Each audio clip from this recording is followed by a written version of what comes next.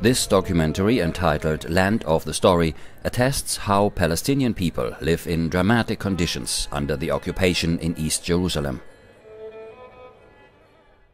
Thank you very much for coming. The film was shown here at the UN Geneva during the International Day of Solidarity with the Palestinian people.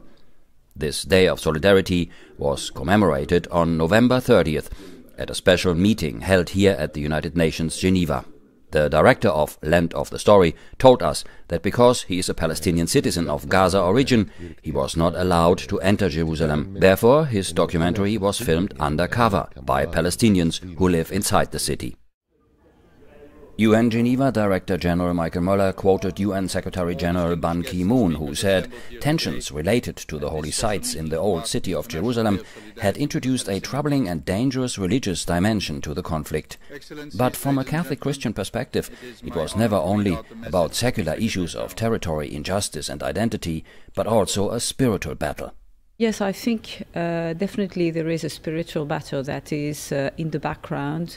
The spiritual battle is everywhere in the world, of course, but there with particular intensity and I would say rage, because of course the enemy, the big enemy of man, was defeated there once and forever, and he does express his hate and his rage for this.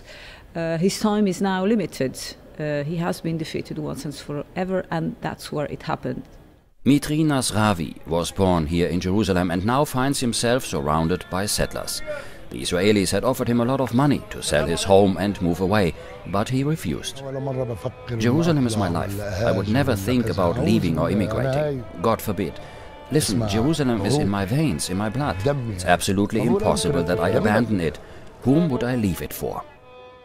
Personally, I've experienced myself how it is difficult to keep your internal peace, your internal objectivity also, if you do not pray for about 4 hours a day when you're in the Holy Land, especially in the long run, and especially if you're interacting with local situations and people.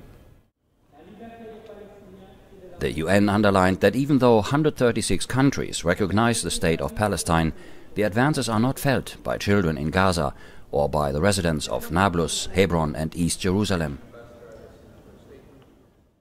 I hope that this solidarity with us from all around in the world should breed, at the end of the day, our dream, our goal to right to self-determination and to establish our independent state by ending the occupation and to sign an agreement with the Israelis and to live side by side in peace and security. I think every Christian feels he has been born there. He has been born in faith. He has been redeemed there. Maybe that's the first thing to say. It's the most important one. So eternally we should be respecting and honoring this place where our redemption was accomplished and where we became again worthy of being sons and daughters of God.